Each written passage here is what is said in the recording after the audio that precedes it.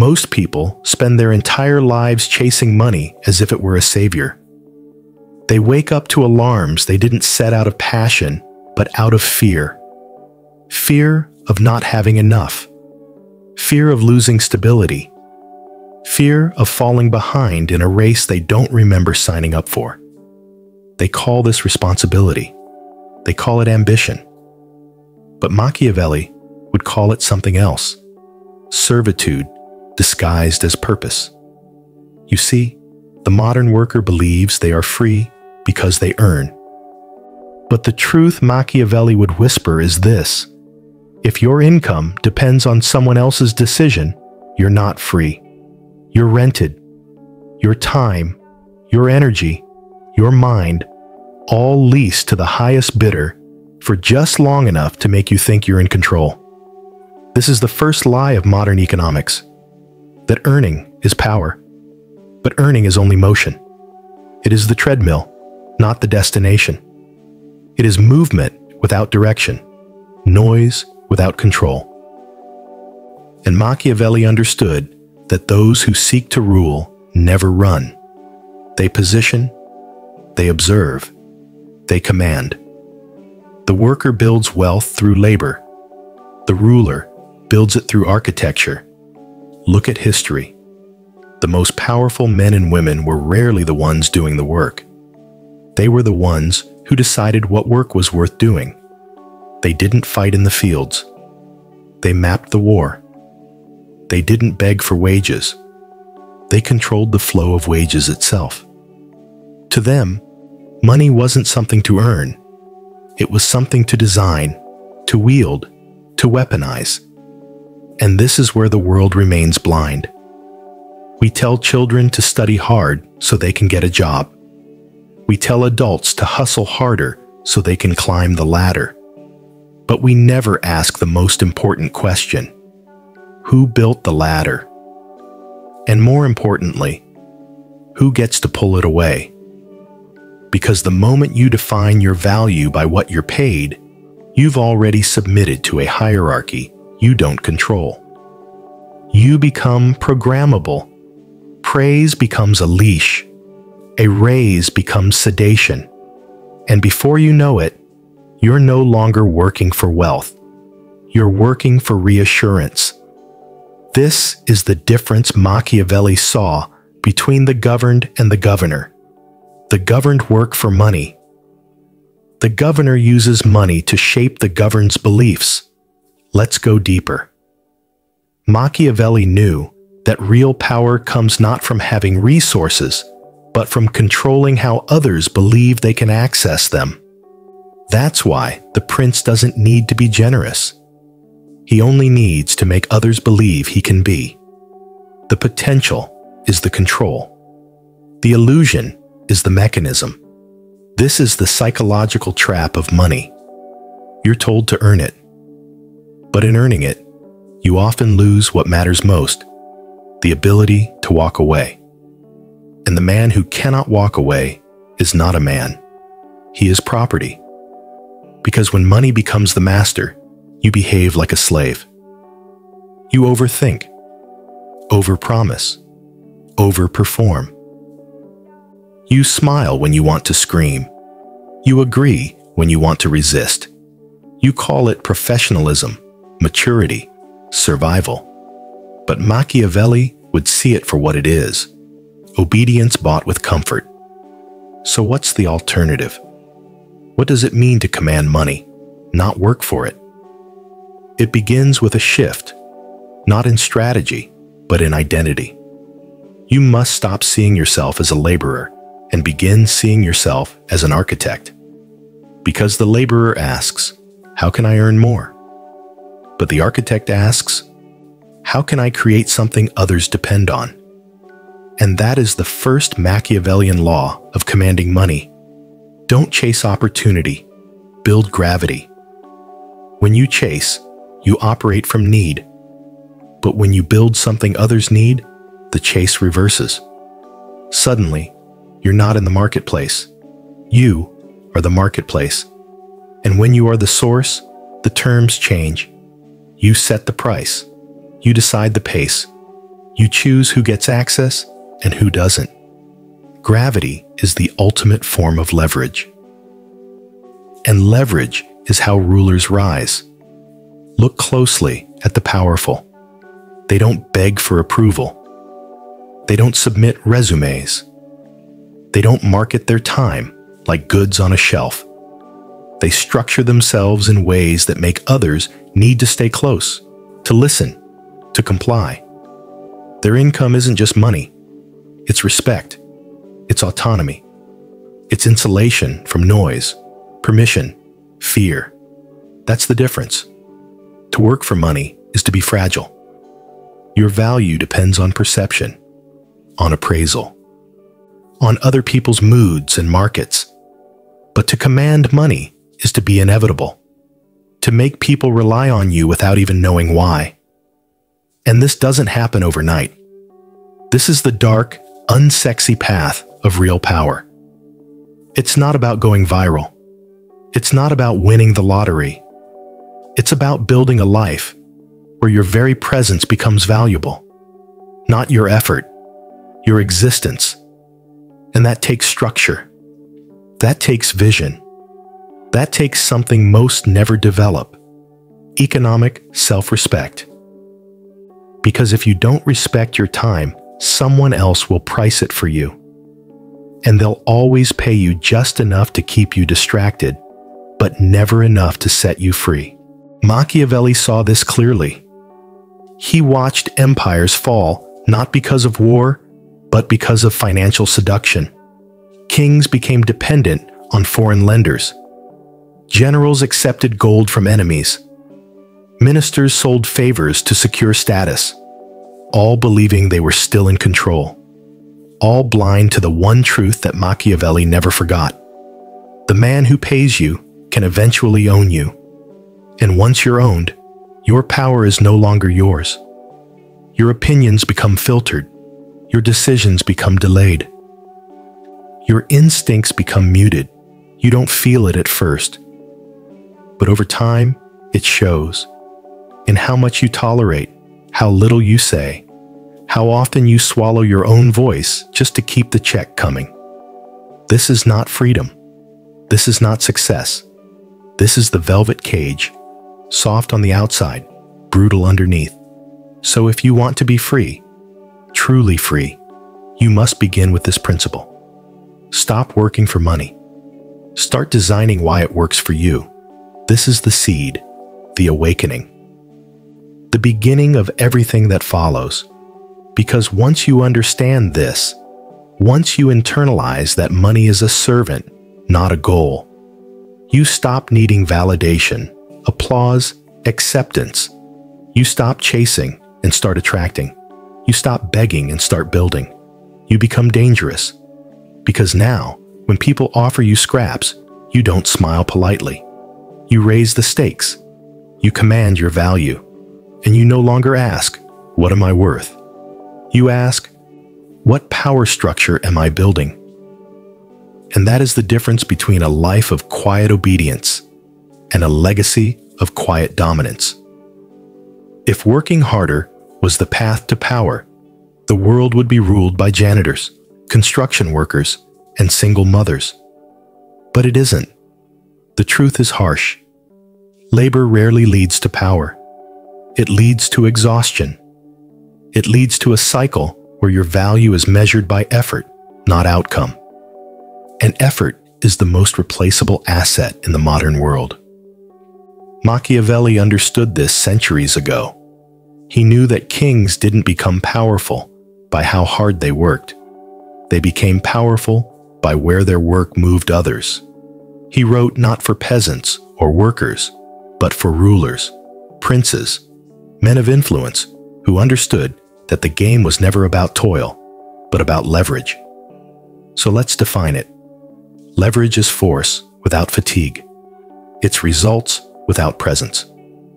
To work for money is to trade time. To command money is to trade strategy. Most people think the opposite of labor is laziness, but that's not true. The opposite of labor is architecture, systems, positioning, and assets that function without you burning.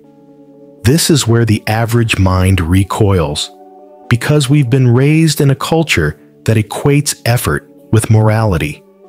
You're told that waking up early is noble, that staying late is admirable, that exhaustion is evidence of contribution. But Machiavelli would laugh at that, because in the real world, effort is often a distraction. The most exhausted soldier is rarely the most dangerous one. And so the Machiavellian student must evolve.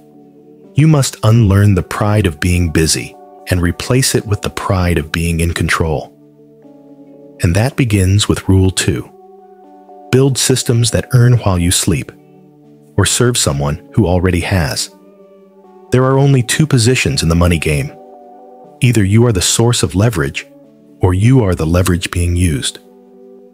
If your income stops the moment you rest, you're not in control. You're on a leash. You are a battery. A useful battery, perhaps, but still, one that can be replaced the moment a cheaper, quieter, or more desperate one shows up. This is how most careers are structured. Beautiful cages made of titles and perks and performance bonuses. But Machiavelli didn't write The Prince for the caged. He wrote it for the builder of cages. He would tell you this: build income like you build a fortress. It must have layers, walls, fail-safes. It must endure storms, betrayals, and silence. You do not want a life where you earn only when you're visible. You want a life that continues to grow even when you disappear. This is how you command money, by making your influence greater than your presence. Let's look at this from another angle. The most powerful people in any society are rarely the loudest. They are the ones who control what others must do, even when they're not in the room. That's leverage. That's architecture. That's the kind of power that doesn't beg. It bends. So ask yourself, are you paid based on time or on results? Are you needed for execution or for decisions? Can your income survive your silence? Because the moment your money depends on your mouth moving, your presence showing, or your approval being granted, you are a hostage. A well-paid one maybe, but still trapped in the need to constantly perform. That's not power. That's high-class servitude. So how does the Machiavellian escape? He starts small, quietly, strategically. He begins shifting from effort to ownership. This is Rule 3. Own something that others can't replicate easily. That could be a business, a skill, a network, an idea. But it must be yours. Something that gives you edge, not just employment. Something that multiplies without needing your hands on it every second of the day. Because the most dangerous person in the room is not the one with the best performance. It's the one no one knows how to replace. Ownership isn't just about money. It's about presence without dependency. When you own the source of value, you no longer need to convince anyone. You no longer need to justify your price. You are the system, and systems do not negotiate. They dictate. That's how leverage works. Think about it. A man who owns a rental property gets paid every month, whether he shows up or not. A woman who licenses her intellectual property earns while others promote her work. A leader who builds a loyal team doesn't need to micromanage. The machine moves without his constant input. And this is the secret Machiavelli would teach you if he were alive today. You don't rise by working harder. You rise by building things that don't fall when you rest. Because rest is not weakness. It's a test. And most people fail it because they've built their income on a foundation that collapses the moment they go quiet. So, Let's ask the darker question. Why do most people avoid building leverage? Because leverage takes time. It takes planning. It takes delay of ego. It's much easier to post your hustle than to structure your freedom. It's more satisfying to feel productive than to feel patient. But patience is the currency of kings. Leverage is the inheritance of those who resist the seduction of applause. You see, to build leverage, you must first become non-reactive. You must stop chasing shiny things. You must ignore the pressure to always be seen working. You must become immune to praise, to trends, to urgency. Because every time you react emotionally, you hand control back to someone else. Every time you trade principle for a paycheck, you shrink your domain. The Machiavellian doesn't flinch. He knows that building power is like building a fortress, brick by brick, out of sight, while others celebrate their quick wins in public. And when their applause fades, his structure remains. Because this is Rule 4, never confuse visibility with value. Just because you're seen doesn't mean you're paid. Just because you're loud doesn't mean you're listened to. And just because you're popular doesn't mean you're powerful. The real players, the ones who control the flow of money, information, opportunity, they rarely scream. They build. They observe. And when the time is right, they move decisively, silently, without permission. That's who you must become. Not just someone who makes money, but someone who designs why it keeps coming. Because money obeys architecture. It flows to structure. It gravitates toward those who create more than they consume. And when you build yourself into a person who produces leverage, not just performance, you stop depending on effort. You stop fearing rejection. You stop needing reassurance. Because now, you don't just command money. You design the rules of how it moves. Let's be clear. You don't need to look rich to be rich. You don't need to speak about money to control it. And you don't need to announce your plans to dominate quietly. This is one of the most misunderstood Machiavellian truths. Visibility invites imitation. Silence breeds strength. In today's world, the loudest voices are often the weakest minds. The ones who flaunt their watches, flash their bank accounts, parade their luxury, and announce their goals. They are not commanding money. They are begging for validation. Understand this. Power is quiet because it does not need to scream. In The Prince, Machiavelli warned that fortune favors the prepared, not the proud. And in the realm of wealth, pride is often a disguise for insecurity. The real strategist knows, the moment your intentions are obvious, you lose the element of unpredictability. And unpredictability is power. This is Rule 5. Do not teach others how to imitate you unless you've already moved beyond the strategy. The tragedy of most self-made people is that they expose the formula too early. In doing so, they invite competition, resentment, and eventually, replacement. What begins as a victory becomes a vulnerability. That's why financial mystery is not just wise, it is necessary. You don't need to lie, but you do need to remain unreadable. People respect what they can't quite define. When others don't know where your money comes from, how you move, or what your next step is, they hesitate. And in that hesitation, you gain power, because hesitation breeds control. Let's go deeper. Think of the most influential people in finance, in politics, in business. They move in silence. Not because they are timid, but because they understand this law.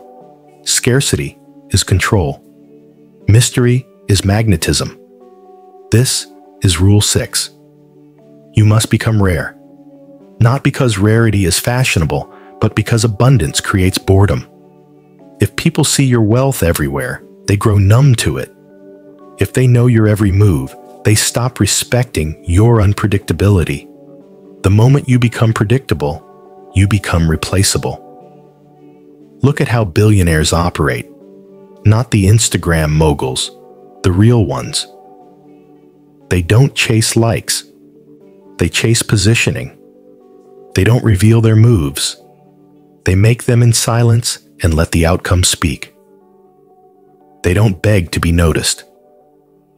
They create systems where being noticed would be inefficient. This is where most people fail, because they are addicted to applause. They think building wealth means convincing others that they're already wealthy. They want attention now, not sovereignty later. But the Machiavellian knows attention is leverage, only when it is scarce. When you appear too often, your impact dilutes. When you speak too freely, your value deflates. When you expose too much, you invite dissection. So you must master strategic ambiguity. This means letting people wonder where your confidence comes from. Letting them guess how you fund your freedom.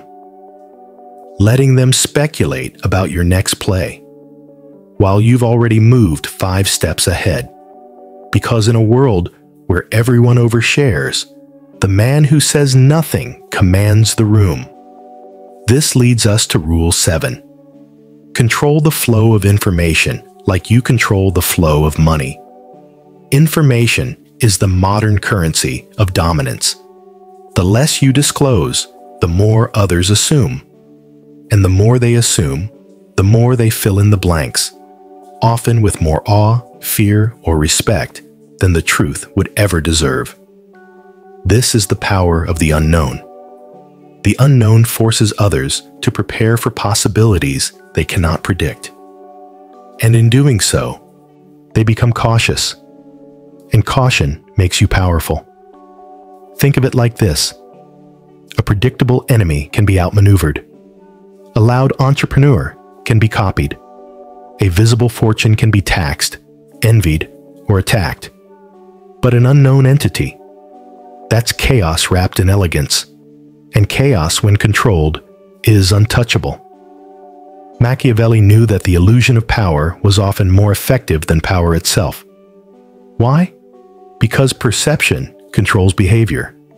If people perceive you as powerful, they adjust their posture. They soften their resistance. They lower their defenses. That is true control. Not through force, but through presence. This brings us to Rule 8. Design your presence like a myth, not a brand. Brands are built for recognition. Myths are built for reverence. You're not here to be seen. You're here to be felt, even in absence. The most Machiavellian move you can make is to let your work whisper while others scream. To build your influence so deeply that people still follow your rules long after you've left the room. Because real wealth isn't measured in numbers. It's measured in how many people move when you don't speak. And the only way to create that is to detach from the need to explain yourself. Every time you explain your value, you cheapen it.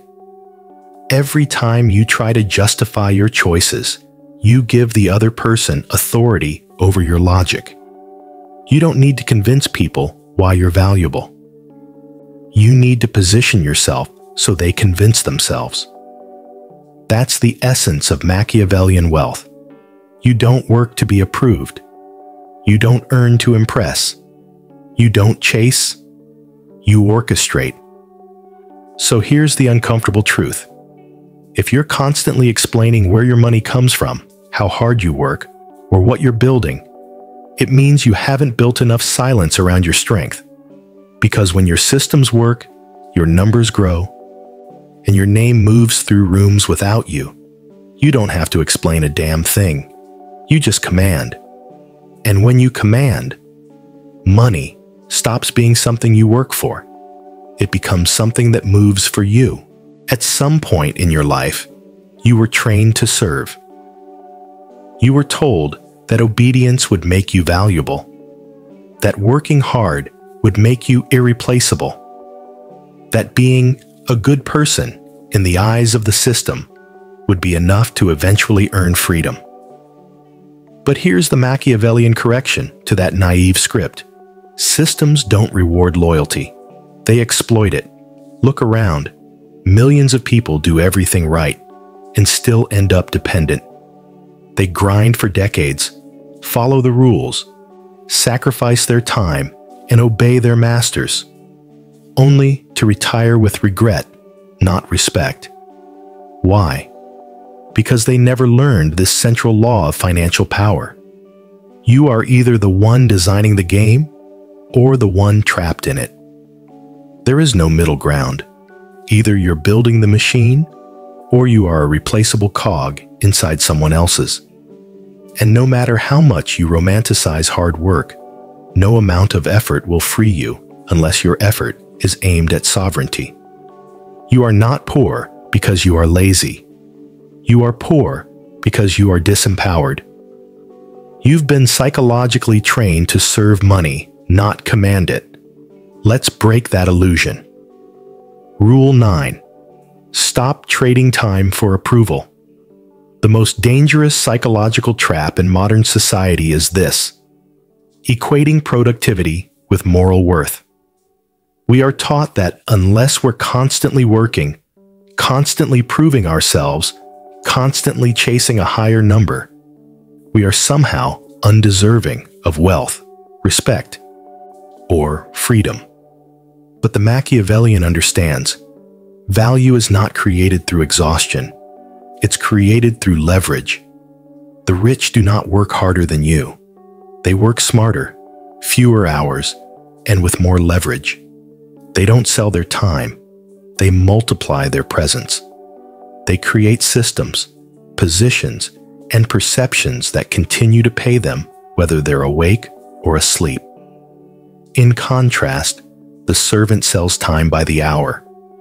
The sovereign builds systems by the principle. Ask yourself, every hour you work, who gets richer? You or someone above you? Until the answer is me, you are still a servant in disguise. Rule 10. Remove emotion from the equation. Money doesn't respond to feelings. It doesn't care how hard you work, how much you need it, or how loyal you are to your employer. Money is like fire. It obeys the rules of control, not morality. The reason most people stay broke is because they approach money with the mindset of neediness. They are emotional with it. They feel guilty earning too much.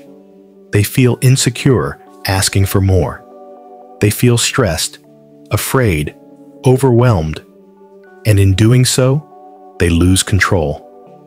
The sovereign views money mechanically, not emotionally. They see every dollar as a soldier to be deployed, every investment as a battlefield, every expense as a message, and every financial move as a positioning tool, not a reaction to their feelings. Emotion is for art. Logic is for domination. If you want money to obey you, you must detach from the emotion surrounding it, study it like a scientist, move it like a strategist, command it like a general. Because the second you let guilt, fear, or pride influence your financial decisions, you are no longer in command. You are under command. Rule 11. Break the psychological addiction to security. Security is the drug of the obedient. It is the invisible leash that keeps people from becoming sovereign. They chase a stable job, a safe investment, a guaranteed future. But Machiavelli taught that those who value comfort over power will always serve those who don't. Here's the paradox. The illusion of security is what keeps you financially unsafe. Because in seeking guaranteed comfort, you surrender your ability to move freely, take calculated risks, or exit systems that exploit you.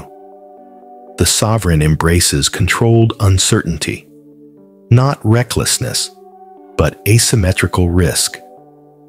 The kind of risk that, when carefully studied, creates massive upside and limited downside. You don't dominate by playing not to lose. You dominate by learning to calculate your odds better than anyone else, and then making the move no one else is brave enough to make. That's not recklessness. That's sovereignty in action. Rule 12. Build the architecture of escape. To command money, you must first escape the psychological prison of dependence. That means designing your exit strategy, a personal blueprint to replace income, shift control, and change your identity from worker to architect. This doesn't mean quitting overnight. It means starting to construct your fortress. Learn a skill that can be monetized independently. Build assets that generate income without you trading time. Study not just how to earn money, but how to structure and shield it. Design a life where your output cannot be easily taxed, controlled, or replaced. Machiavelli understood that power isn't just gained, it must be defended. Once you begin to escape the system, you will become a threat to it. Expect resistance, expect sabotage, expect to be misunderstood. But that's the price of commanding your own fate. The servant needs permission. The sovereign moves without it. To command money, you must first command yourself. To rise, you must burn your psychological chains, not just earn more digits. Money is not your master. It is your mirror, a reflection of how well you've mastered yourself. There's a moment when everything changes. It's not when you make your first $10,000. It's not even your first $1 million. It's when you stop chasing money and realize that it has always been a reflection, not a reward. Most people live their entire lives begging for what they could be attracting. They run in circles, hoping money will grant them power. But Machiavelli would laugh at this illusion. Power is not begged for. It is engineered. The final and most ruthless law of commanding money is this. Rule 13. Become the center of gravity. The rich do not chase. They position themselves to be chased. They do not run toward money. They create an identity, a brand, an aura, so magnetic, so irreplaceable, that money gravitates toward them. This is not mystical. It is mechanical. The top lawyers don't search for clients. They become symbols of expertise, and clients beg for their time. The most elite brands don't lower prices to attract customers. They raise prices, making customers feel lucky just to be chosen. The most influential creators don't beg for views. They own attention, and people seek them for vision, not content. And the powerful don't ask for wealth. They construct a value field so intense that wealth arrives uninvited. Ask yourself, what force have you built around you that makes wealth come to you? If your answer is nothing, then understand. That's what needs to change. This is not about arrogance. It's about alignment. The lion doesn't chase rabbits. He walks, and the jungle listens. To stop chasing money, become the person who commands attention, commands trust, commands results. Money follows command. Rule 15. Build something that outlives you. In the end, commanding money means building something bigger than you. Not just income, not just luxury, but infrastructure. A system that prints power even when you sleep, even when you're gone. That means a business that runs without you, a brand that lives in people's minds, an idea that multiplies, even in your absence, an asset that compounds, quietly and ruthlessly. The poor seek income, the powerful build machines, and the truly wealthy, they build myths, they build legends, they build systems of influence that cannot be erased. Don't die as a name on a payroll. Die as the signature on the system, because the greatest power of all is not just commanding money, but building something that commands money long after you're gone. This is how you escape the rat race. This is how you make money chase you. You stop being a man or woman who works for a number and start being a force that cannot be ignored. You were taught to chase, to obey, to accumulate. But today, that story ends. You no longer work for money. You no longer validate yourself through exhaustion. You no longer worship numbers like a beggar at the altar of security. You are now something else entirely. You are the architect, the magnet, the storm behind the system. And your wealth is no longer a result of what you do. It is the proof of who you've become. This is not motivation. This is transformation. From servant to sovereign, from chaser to commander. This is Machiavelli's law of power. Use it.